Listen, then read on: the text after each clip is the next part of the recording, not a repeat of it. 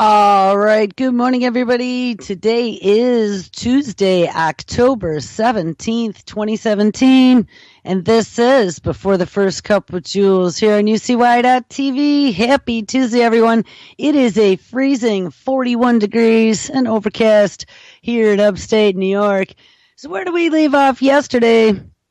We titled the show BMW, Alexa, Nanobots and Chips, Injectable AI, and Evolution to Destruction.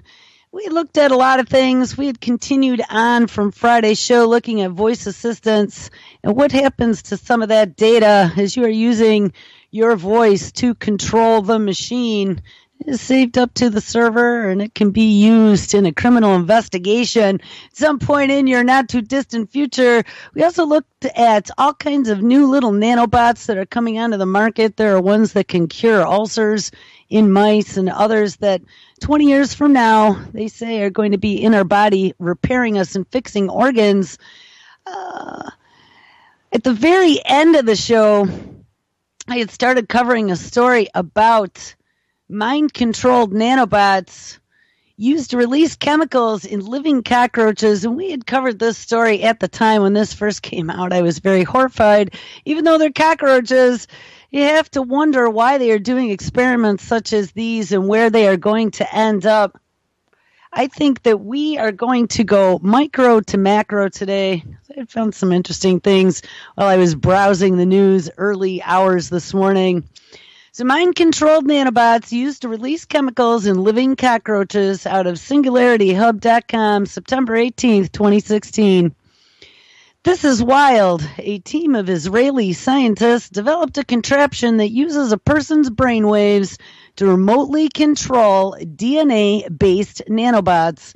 Now, we just read a story about the brand new DNA-based nanobots, little arms and legs that can walk around, while the nanobots were inside of the living cockroach.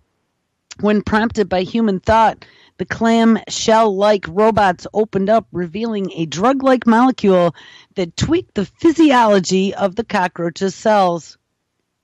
Though merely a demonstration and proof of concept, of course it was, the technology represents a new era of brain-nanomachine interfaces that links a person's mental state, ding ding, to bioactive payloads such as drugs. I mean, this is like a wet dream for the controllers, isn't it? All they got to do is think about it. Don't piss him off. He's going to release the forever coma drug just by one little thought. I mean, this is unbelievable. I'm going to talk about Elon Musk and kind of some of the stuff he's been working on. And I always said you got to love to hate him. And I never really knew if I trusted him. But I got to tell you, I dug up some stuff now that I don't think I trust him at all. Future techniques that build upon this prototype could be helpful for, of course, schizophrenia, depression, and other mental disorders, in that the drugs only activate when a patient's brain waves show signs of abnormality. Well, so much for all of us individual thinkers out there. Hacking a cockroach's bodily functions with their thoughts is pretty cool by itself, but scientists developed their technology with another goal in mind: to solve a thorny problem in drug delivery. Getting drugs to go where you want is extremely difficult, especially for drugs that work inside the brain. When we pop a neuroactive pill, like Adderall or Ritalin for ADHD, the active ingredients circulate in the body. Some get destroyed by the liver, lowering efficacy, and others rampage through the bloodstream, often causing side effects. Scientists have tried to work around this by encapsulating drugs in different pill coatings or gels to delay the release, or maybe even gelatin nanobots. And even these systems aren't completely controllable, since there is no way to shut them off once the coating peels away. But a few years ago, of course, a team from Harvard, led by Georgie Porgy Church, came up with an exotic solution, and that would be DNA origami nanorobots. Now, what's interesting about this is the home of the robo-bees, which, if I'm not mistaken, was Harvard. Maybe not. Maybe it was. Home of the robo-bees, and the Weiss Institute came up with the origami capability of mass manufacturing for mini robots. And then to find out George Church is involved, which makes a lot of sense because he has a lot of connecting dots to those institutions, really is a kicker. Shaped like clamshells, these nanoscale robots are made from strands of synthetic DNA molecules, so let's add the synthetic DNA as well, that encapsulate the drug payload until it is time for delivery. And unlike controlled release pills, the drug is physically tethered to the shell, so it is never physically free to roam the body. Instead, the payload only works when the clamshell is open, clamp it shut, and you immediately block off the drug. The opening of the nanobot is controlled by two locks, each one a special strand of DNA called an aptamer that binds to a target molecule, a receptor on the surface of a cancer cell, for example. And when the aptamer locks onto the target, the clamshell unzips, delivering the payload. I wonder how much it would take to put a CRISPR cutting payload inside one of those little clamshells. These nanorobots are the first systems that approach real arbitrary control of therapeutic molecules, wrote the Israeli team in the paper. But they require us to find specific molecular targets presented in disease, but not normal states, for the robot to bind to. So let's target normal states of being and be able to get them with some of our newfangled drugs. I mean, that's the disturbing part of this. Who is going to be making the decisions as to whether or not you are defective and in need of some sort of quote-unquote therapy with the nanobots? Let them go. 50 million coming right up your nose. It's horrifying. Anyone who's ever been a fan of science fiction, like I've been since I was a kid, and have seen like the replicators. I don't remember, was that Babylon 5, I think, had the replicators. Or maybe it was Star Trek. I don't know. It was one of them. But they had all these millions of little nanobots that could get into your ship and into your electronics and disassemble things and do all kinds of crazy stuff. And when we think back to the story we read yesterday about those little magnetically controlled robots that were actually building things, they're picking up carbon nanotubes and gluing them and ultravioleting them together to build structures. We're going to look at a little more of those micro robots. It was out of a company called SRI. Anyway, so back to these little clamshells to release drugs in your body. The opening of the nanobot is controlled by two locks. We looked at that. These nanorobots are the first system that approach real arbitrary control of therapeutic molecules. They require us to find specific targets, but presented in disease, but not in normal states for the robot to bind to. That is already hard for cancer. For mental disorders, it's nearly impossible. Well, thank goodness. For DNA nanorobots to work in these conditions, we need other modes of control. That got the team thinking. Since mental disorders are often accompanied by the telltale signs of abnormal brain activity that can be picked up by an EEG, what if we use the brain waves to control the DNA nanobots and the drug release? Remember, this is the experiment that was going on inside the cockroach. So to test their data, the team rigged a simple proof-of-concept system that can be further optimized for actual therapeutic use, and that would be in humans. First, they trained an algorithm to distinguish between the EEG patterns of people at rest or performing vigorous mental arithmetic.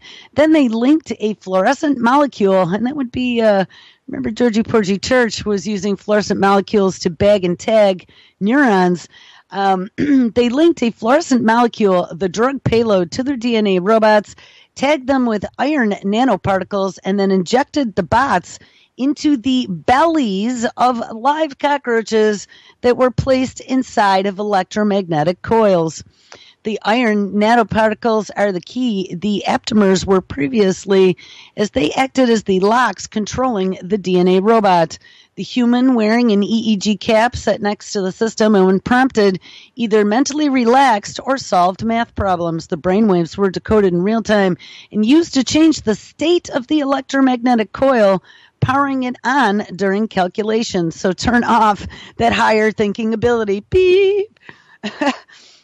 The shift in the electromagnetic field heated the iron nanoparticles, which in turn unlocked the clamshells exposing the fluorescent molecule. And within 18 seconds after field activation, the scientists detected fluorescence in the cockroach, confirming that the rig had worked as planned. And what is more, when the human controller mentally relaxed, the DNA clamshell gates reclosed and the fluorescence disappeared, suggesting that the robots were still physically intact and had successfully deactivated.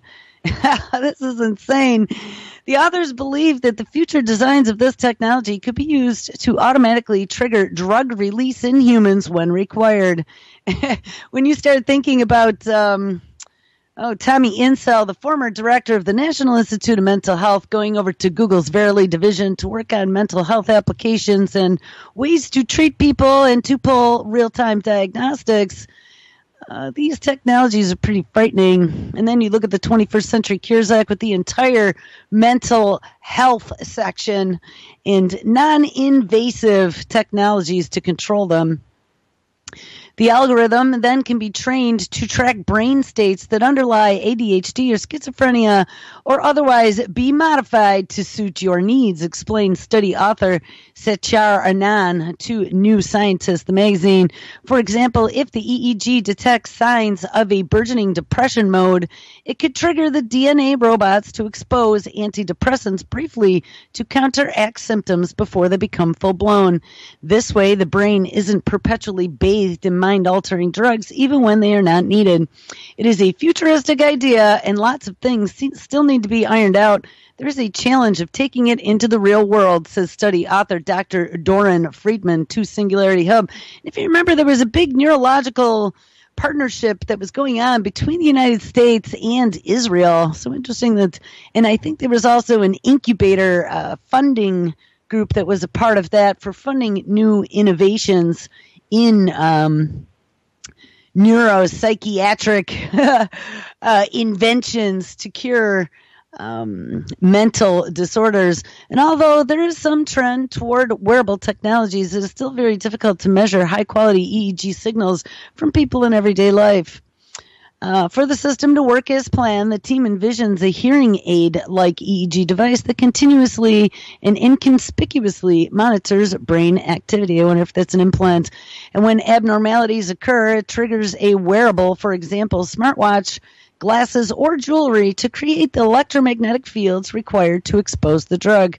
But even decoding brain activity is hard, and at the moment we can find some differences in EEGs between patients with mental disorders and controls in the lab. He says, however, having a reliable neural marker that works in real time is a different problem, and that is what Tommy Insel was really looking for. That's the holy grail, to be able to manipulate and control what is going on inside of your head, is to come up with a real-time neuromarker that can show a real-time diagnosis versus just answering questionnaires, and one that we are actively working on. He says, nevertheless, the team is optimistic their invention can go quite far, and we have just scratched the surface, he says. In this study, the team used brain activity as a trigger signal. However, other parameters should be equally effective at controlling the DNA bots, and this data is becoming increasingly accessible along with the Internet of Things. For example, heart monitoring applications, ding ding, already available for mobile devices, and I have one of those little doctor smartphones here, and some are working on gadgets that track blood sugar and other bodily parameters. And Google's Verily division was working on that contact lens that would detect and treat diabetes, taking your sugar levels out of your tears. A similar contraption could help us self-mediate when needed. With a thought, we could trigger patrolling DNA robots to release melatonin to soothe those sleepless nights, or caffeine to perk us up. Oh, that would be a dangling carrot to sell that one here. Get your DNA nanobot caffeine pill. It saves you time in the morning. You don't even have to get out of bed to brew coffee. Just think about it, and you will have caffeine caressing through your veins. We could even get ourselves to the perfect level of drunk. Oh, and it releases alcohol. Just think about getting drunk. Tell us what level of drunk you want to be. There you go, Johnny. And then climb into your self-driving car. With just a thought, you can order one. Blink your eyes twice. This is just insanity. Imagine you could deliver the exact amount of alcohol that you wanted. I knew it, to keep you happy, but not quite drunk. Kind of stupid, but this could happen, says Arnon.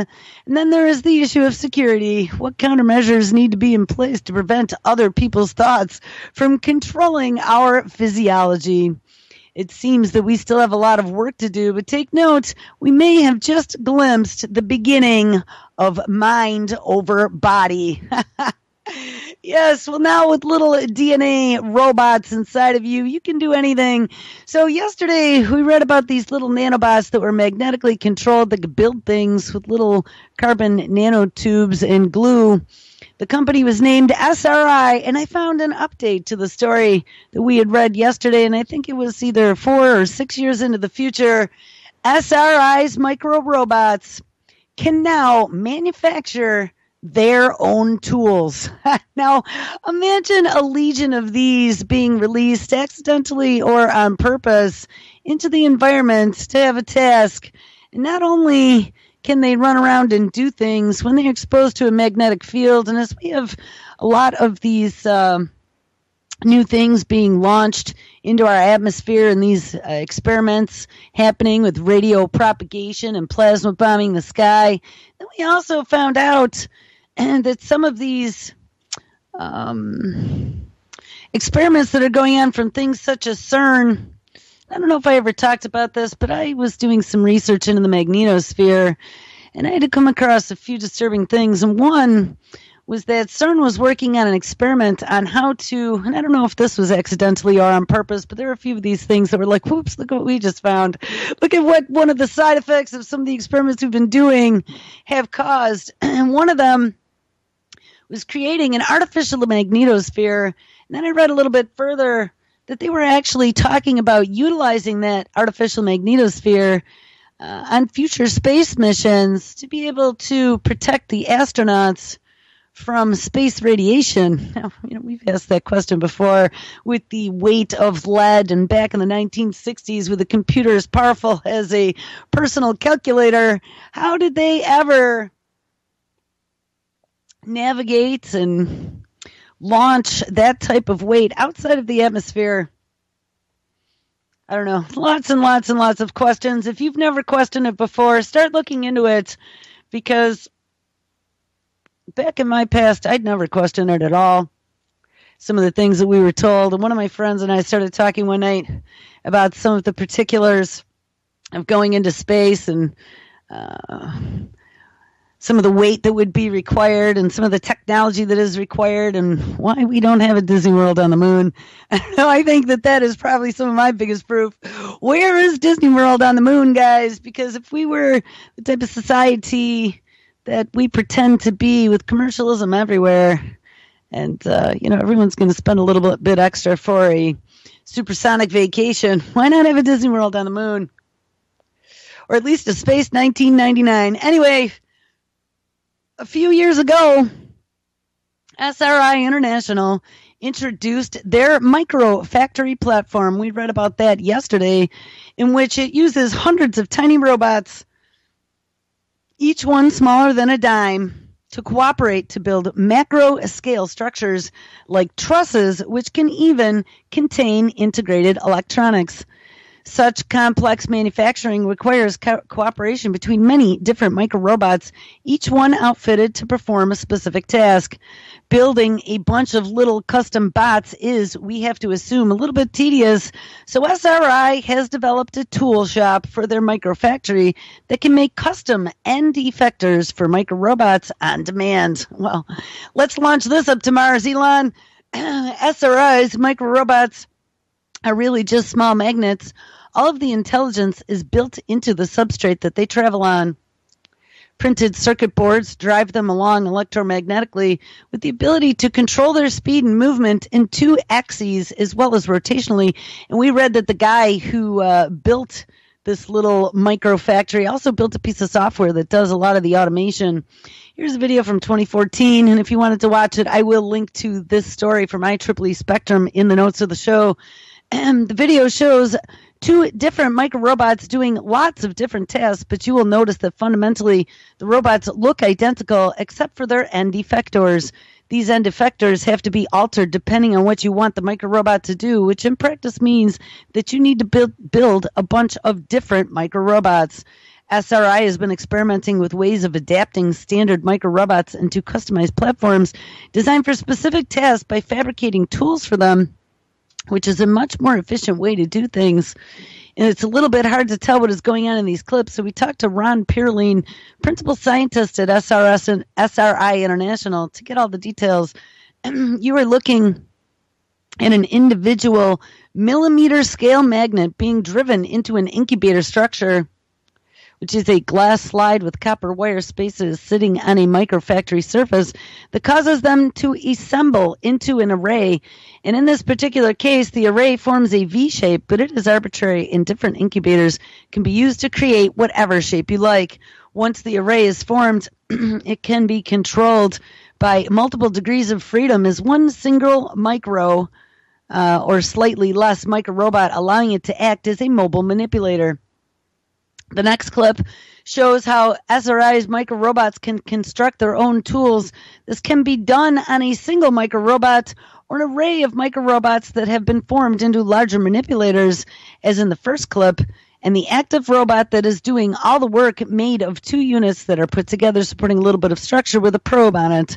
Inside the darkish cylinder is a curable liquid that turns from a liquid to a solid as it dries, and the micro-robot with probes picks up a droplet of this curable liquid and then sticks it onto the corner of a waiting micro-robot where it hardens, and then the micro-robot zips over to the blue cylinder to rinse its probe off to prevent unwanted buildup of the curable liquid.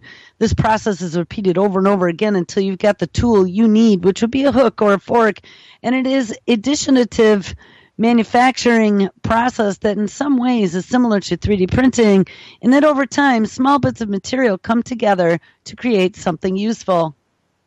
All of this takes place in an area of just a few square inches of space, and it vastly increases the utility of micro-robots like these.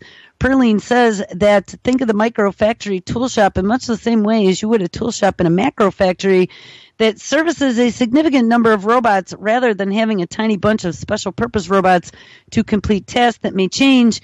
You just buy standardized robots in a bigger factory and outfit them with special purpose tools that you fabricate yourself on site. It is faster, cheaper, and more efficient. And additionally, a tool shop like this opens up possibilities for repairing tools or even repairing entire robots on site, making the entire microfactory system more robust. Robustness, flexibility, and independence are going to be crucial if the microfactories are deployed, let's say, in space, wink, or perhaps on another planet like Mars, which there are two places where they would be incredibly useful.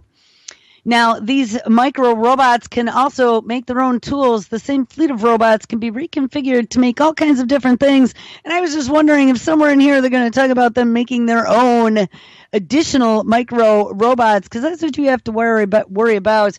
SRI is focused on construction, strong, lightweight carbon fiber trusses within its microfactory, but they have recently started developing ways to make skins. Laying skins on top of arrays of trusses create sandwiched panels, which are lightweight and very stiff structural components commonly used to make durable walls and roofs. Pearline says that we should see some examples of this new construction in the next few months. SRI is also working on ways of controlling magnetic micro-robots with levitation instead of sliding locomotion, which is relatively low precision. Magnetic levitation could also allow the micro-robots to be positioned at a resolution of something like 200 nanometers, and that level of precision is in an inherently low-cost system, according to Pearline, offers a very competitive advantage over conventional automation. He explained that eventually the micro-factory technology could expand outside of manufacturing and achieve integration with other robotic systems. Oh no! Imagine micro-robots living inside of larger robots or people monitoring them and performing maintenance and repairs. Borg nanites, basically, except not evil nanites, we hope. Borg nanites, what? Now guys, this is absolute lunacy. Now anybody who is for the 21st century Internet of Things and becoming one of them, should reconsider when they think of what this could mean and how control at a micro level will make us being choked.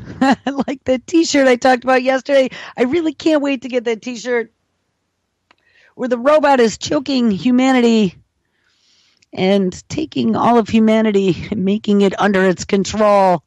All right, so the Internet of Things, the giant network of clever talking devices, becomes a reality. Out of SputnikNews.com. Turn on a coffee machine, switch to another TV channel, and close the garage with the press of a button.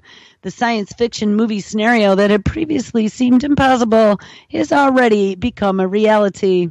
More and more companies have started using revolutionary technology known as the Internet of Things that allows us to connect to various objects through a global network and make your life easier and safer, or maybe not. While this new system that automates human activities is rapidly gaining popularity, remember all those little micro robots are going to be connected as well.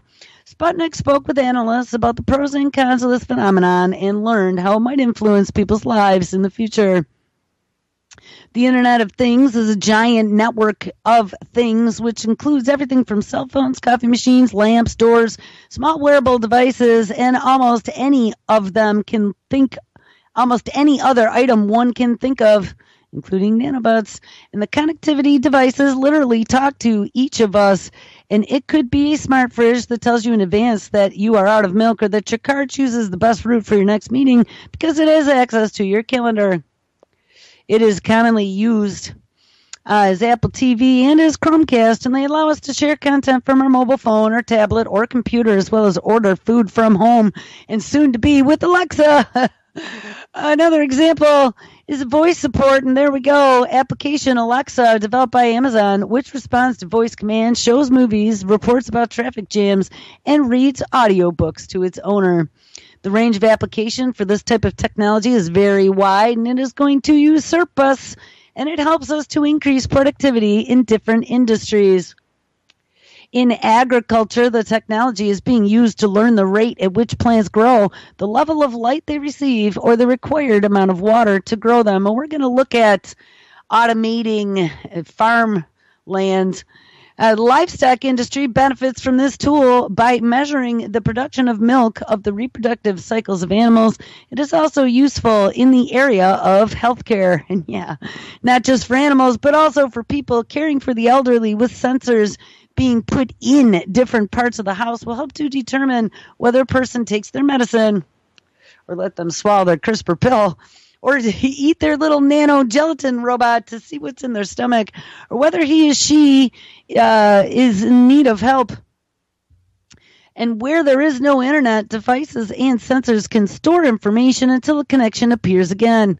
However, not everything is as cloudless as it might seem at first sight. Many analysts are concerned about security with regards to the Internet of Things, but don't worry about it because the government's going to step in and help you with all that.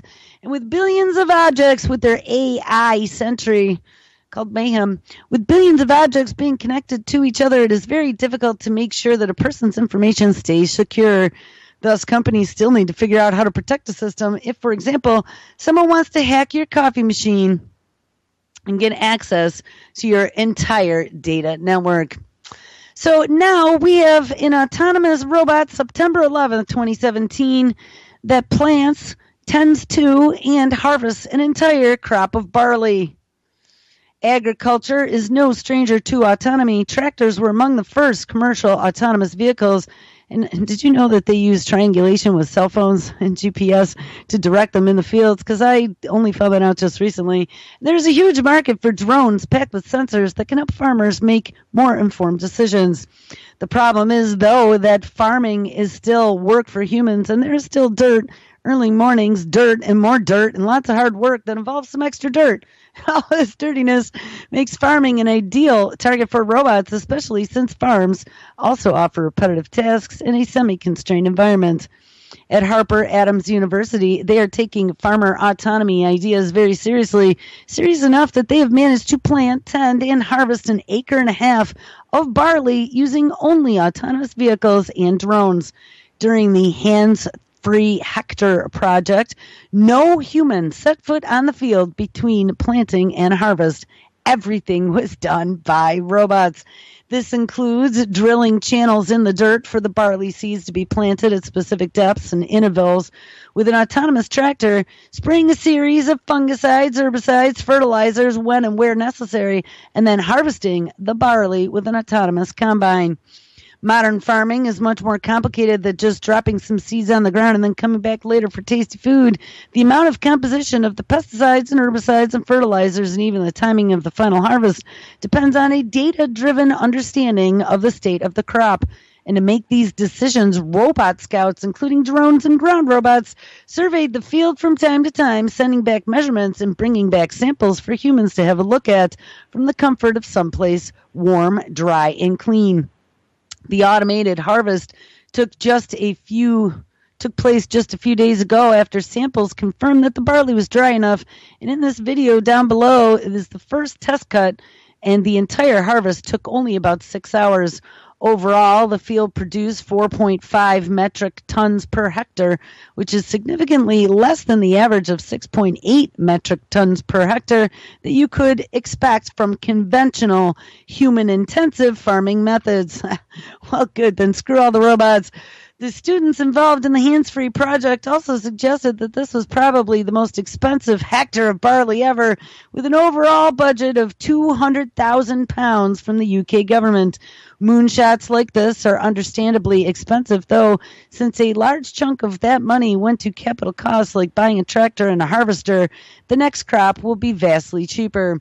While it is possible that at some point there might be significant labor savings by fully automating farming like this, there are a lot of other and more immediate benefits. With fully autonomous farm vehicles, you can use a bunch of smaller ones much more effectively than a few larger ones, and that is the trend that has been going if you need a human sitting in the driver's seat. That means higher precision, minimal soil compaction, cost savings, and increased flexibility to deal with mechanical breakdowns.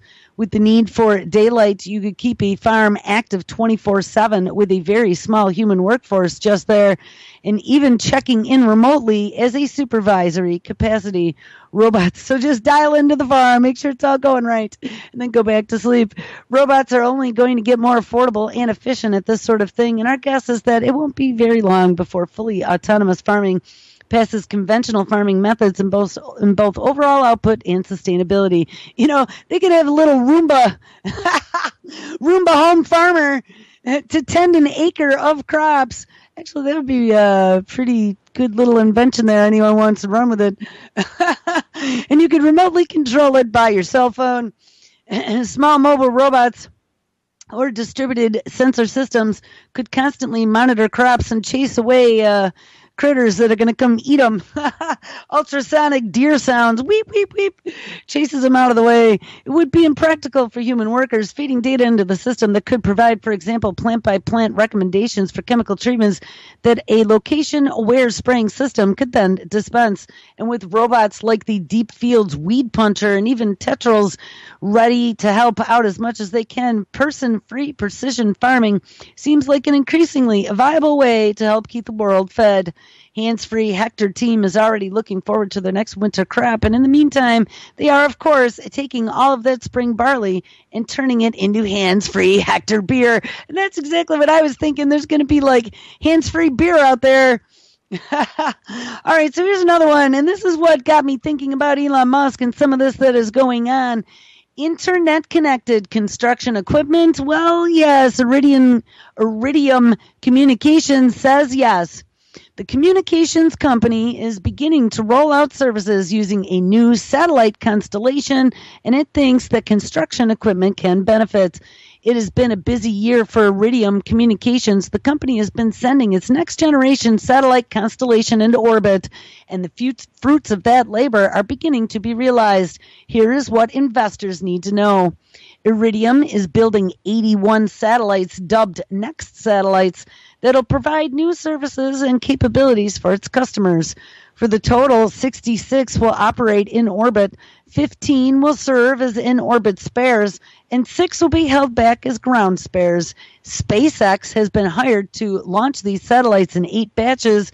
The first 2 were dispatched a year earlier, and the next 6 liftoffs will be completed by the end of 2018.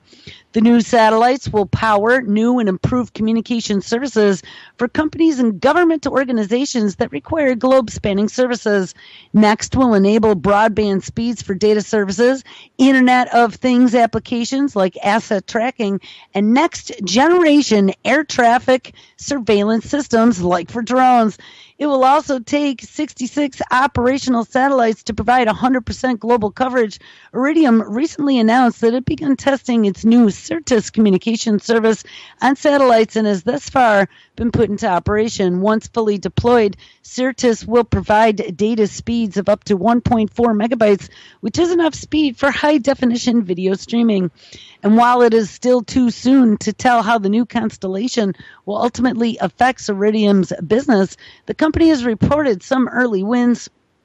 It announced on September 27th that Iridium has signed a long-term deal with Hitachi Construction Machinery to provide global coverage for Hitachi's e-service machinery management system. By tapping into Iridium's network, the expanded service will now bring internet connections to the owners of Hitachi equipment everywhere around the globe.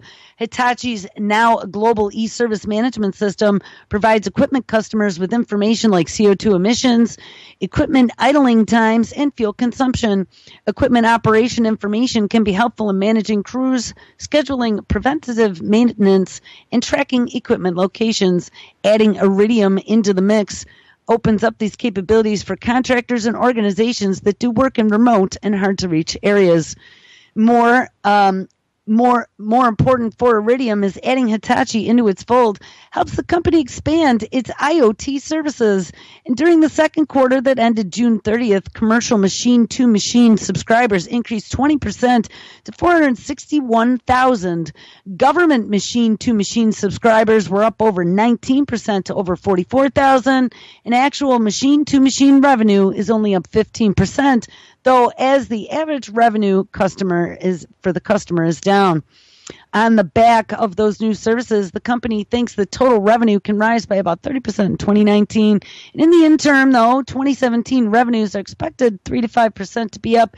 And year to date, the company is on track to hit those numbers. So we're not going to invest in them, but just know that Hitachi Construction now is going to be able to enable the Internet of Things on their construction equipment, and imagine what's going to happen in the future once they put real-time GPS onto these construction pieces of equipment, so they will be able to remotely dig and remotely control them, like we were just talking about with the autonomous barley harvesting. So here are SpaceX's next 12 launches scheduled for 2017. So when I started looking into this, I started noticing some interesting things about SpaceX and Elon Musk's affiliations. We had talked about Elon Musk inking a partnership with NASA for using the Kennedy Space Station and Kennedy Space, whatever it's called, port, and Cape Canaveral a long time ago. He leased that space, and he got access to some of their scientists. Listen to this. SpaceX is incredibly busy in 2017, and it is only going to get busier. This was from July 10th, 2017. SpaceX CEO and founder Elon Musk posted a short recap of where the company's year is so far on Instagram. 10 launches down, 12 more to go. We're currently a little more than halfway through the year. Let's take a look at some of their schedules. So in August, they launched the CRS-12 out of Cape Canaveral, and that was a resupply mission to the International Space Station. Then they also launched the Formostat from Vandenberg Air Force Base in California, and it was an observational satellite launch for the government of Taiwan. Then in August, they also launched the X-37B, which is the secretive... we talked about the X-37B a long time ago. It's the secretive little mini space shuttle that originally was part of the space shuttle program that got shut down by Obama.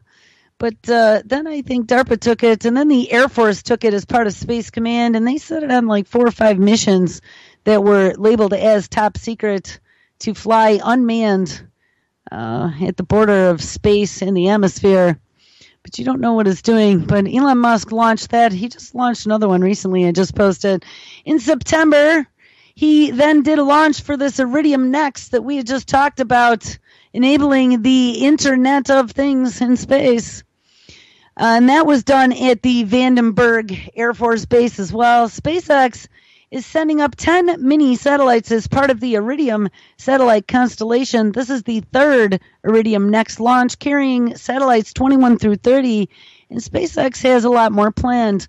In November, SpaceX is launching a CRS-13 in Cape Canaveral. This is yet another resupply mission.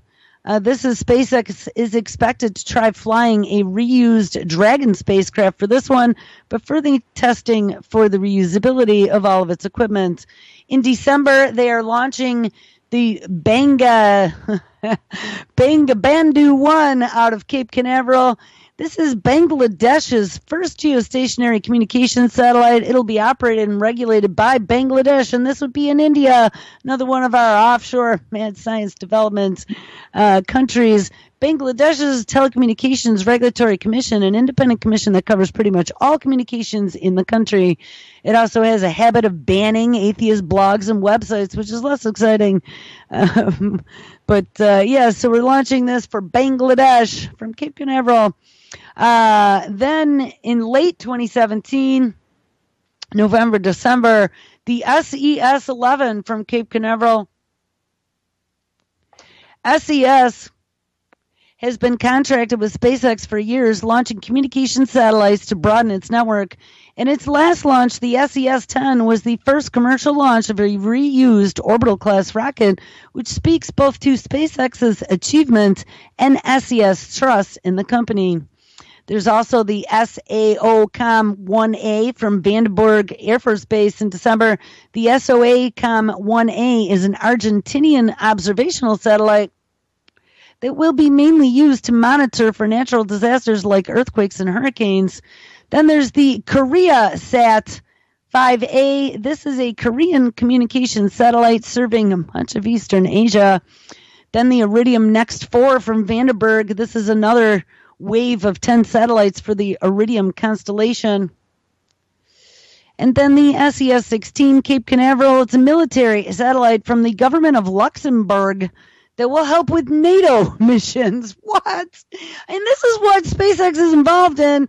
Then there's also the Falcon Heavy demonstration flight from Cape Canaveral. This is a big one, which Musk said should start in late summer but could permanently get moved back. SpaceX hasn't yet confirmed any prospective launch dates, but the launch is going to be a tight squeeze if it is going up for the summer, and I don't know if it did. It is possible that any of these flights could change. Of course, SpaceX has a 5th Iridium Next flight tentatively scheduled for December 31st.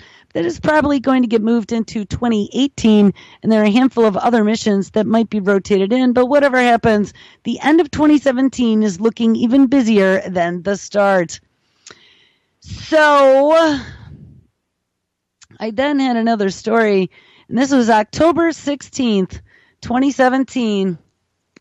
Weather finally cooperates. So this was yesterday for early morning Atlas V launch. After a series of weather and technical delays this month, United Launch Alliance was able to finally get a payload for the military into space. The Atlas V rocket took off from Cape Canaveral's Air Force Station Space Launch Complex on Sunday, and the NROL-52 mission for the National Reconnaissance Office.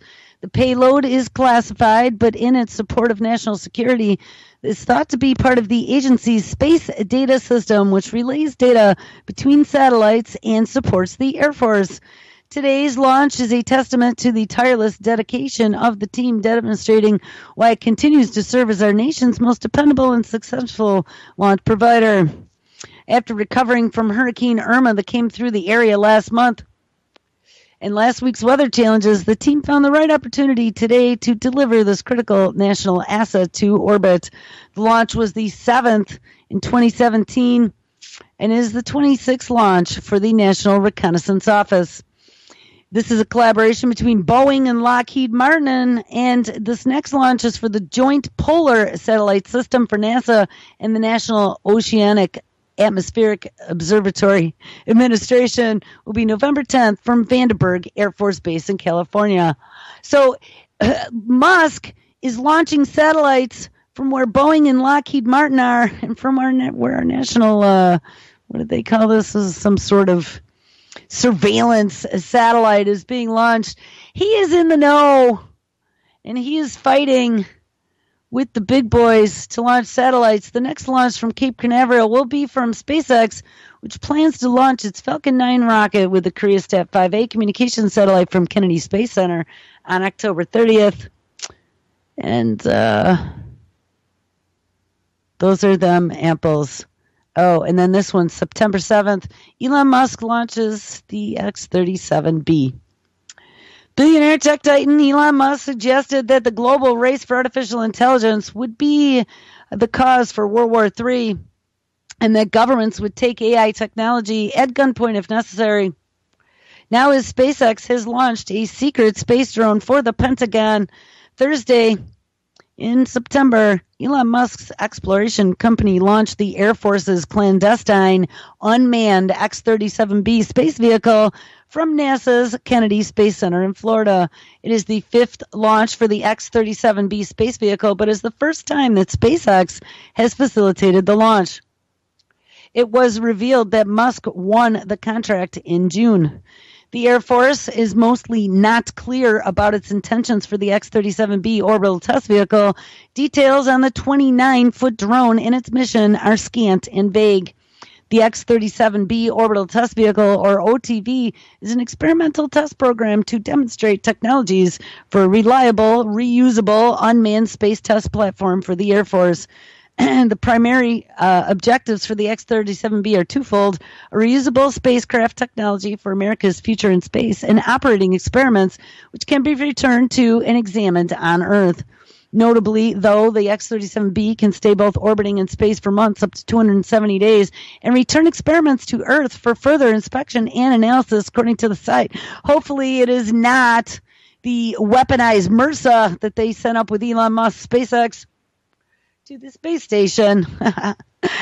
SpaceX completed the launch of a mysterious unmanned Air Force vehicle despite earlier warnings that the weathercast was only 50% favorable because of Hurricane Irma. And yeah, this was the flight that took off right before the hurricane. Musk's launch of the Air Force space vehicle comes just a few months after the House of Representatives proposed the first ever, and I thought this was interesting, quote-unquote Space Corps in the National Defense Authorization Bill. This Space Corps, the bill says, would be a division of the Department of the Air Force and would be established on January 1st, 2019. It would create effectively a branch of the military to operate in space, protecting the interests of the United States. According to Alabama Republican Representative Mike Rogers, who serves on the House Armed Services Committee, Space Corps would focus on space domination, he wrote for the Washington Post. The bill passed the House in July, but has yet to be considered by the Senate. According to GovTrack, the public records where government legislation is in the creation process. So there you go, a Space Corps. And I would like to know, maybe if I click on this, it'll tell us who is involved in Space Corps. This is the H.R. 2810 National Defense Authorization Act for fiscal year 2018. And I don't know if you can search anything or how I'm going to find Space Corps. Oh, summary. Hold on.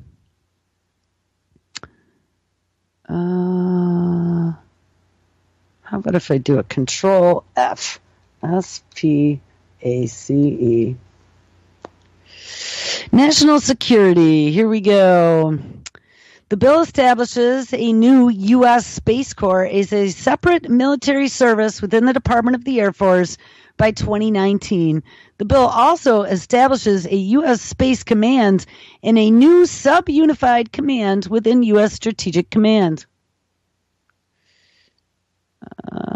So is that all? Hold on. Yeah, national security, space, and that's it. That's all it says. There's just 4 little listings for space here, and then cyberspace. So who knows what the Space Corps is or who is involved? So getting back to Elon Musk, Michael from Primer Time sent me a link to a brand new BBC show that started just recently called Tomorrow's World. And they had their very first podcast. It was from October 12, 2017. And they talked about this new, and I'm assuming that this is a new project out of Elon Musk's Neuralink. And they talked with one of the engineers that was involved. And this new project is called Wizard's Hat. And when they were explaining it, it sounded to me almost like some sort of implant with little tendrils that grow out of it.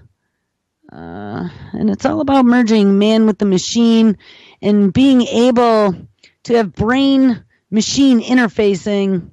Not only do they hope that we will be able to control technology with our thoughts, but they are working towards human beings being able to transmit information directly into another's brain, taking factual ideas into sensory inputs. So don the wizard's hat and your headphones for the next episode. And guys, this is serious stuff. And Elon is saying, if you can't beat him, join him. But he is also one of the people who is helping facilitate this creation of the global Internet of Things by launching these communication satellites for not only commercialistic endeavors such as Iridium's, but also for government agencies in the X-37B. There's all kinds of theories as to what that device is being used for and all kinds of things that they are trying to control. But guys, just know that radio frequencies are very, very powerful energies that they have been experimenting with since the 1930s. With some of their experimentation with Bell Labs, and we looked a lot into Bell Labs. Go back and find those shows. I have a playlist with over 600 shows on YouTube, and you can find all of those if you go to my UCY page, ucy.tv/BTFC for Before the First Cup. Down at the very bottom, it should list all of those episodes with titles. But we talked a lot about Bell Labs, and a lot about frequencies, and a lot about communications technologies, and how this is all rolled out, and lots of inventions that came long before the times we ever thought that they were even possible.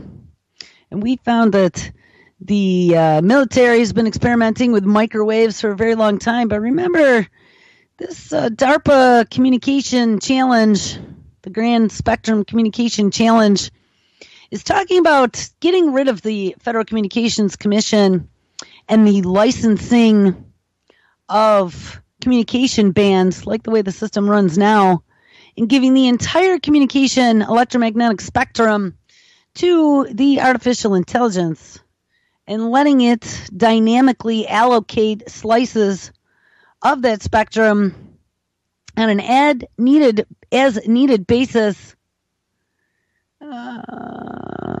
based upon, I'm trying to remember the term we used to use in engineering when you were trying to engineer voice and you give it priority. So based upon the organizations that are given priority, such as your military would probably be number one, I would imagine. And then maybe even some of your internet service providers and some of your large global organizations.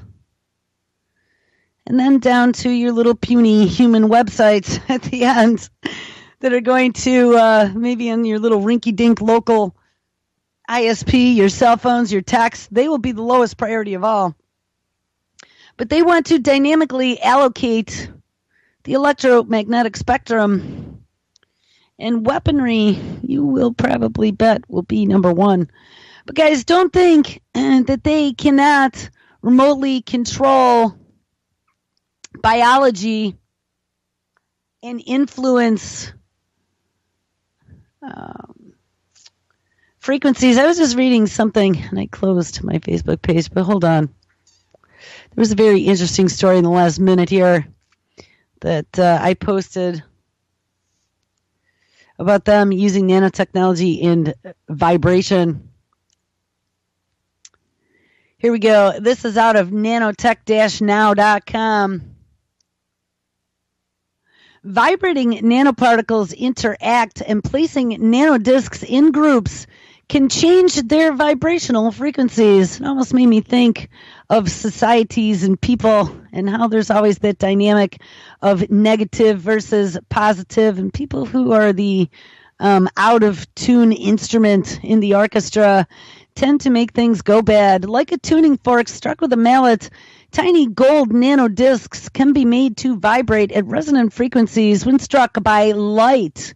Remember, light and sound are very intimately connected. In new research this week, Rice University chemist Stephen Link and colleagues showed how to selectively alter those vibrational frequencies by gathering different sized nanodiscs into a group. That made me think of what is micro is macro. Let's go out to outer space and think about how there's this whole electric universe out there, and these large discs with gravity in groups that are vibrating and have resonant frequencies and sound all between them by their motions and the physics that exists. Like a tuning fork struck with a mallet, nanodiscs can be made to vibrate at resonance frequencies when struck by light. In new research, they find that the tuning fork analogy, it would, if we could alter the sounds by several vibrating forks and bringing them close together. But on a nanoscale, you do not hear that tonal shift. Instead, we see a tiny change in color. And we have shown that by grouping nanodiscs, we can shift their acoustical resonance in an orderly and predictable way, which could be useful in optomechanics. Optomechanics is the merging branch of physics, material science, and nanophotonics that focuses on the interactions between light and mechanical devices. Optomechanic systems are used in telecommunications, microscopy, quantum computing, and sensors using lasers and interferometers that detect the first gravity waves in 2016. This is some pretty high-end stuff, guys, and it can all be manipulated with vibration, and they can change acoustical resonances. Don't think that they can't be done to us, and as they get the nanobots inside of us and these little nano robots, it'll be ever more possible. All right, guys, make sure you have an awesome Tuesday, and I will catch up with you too.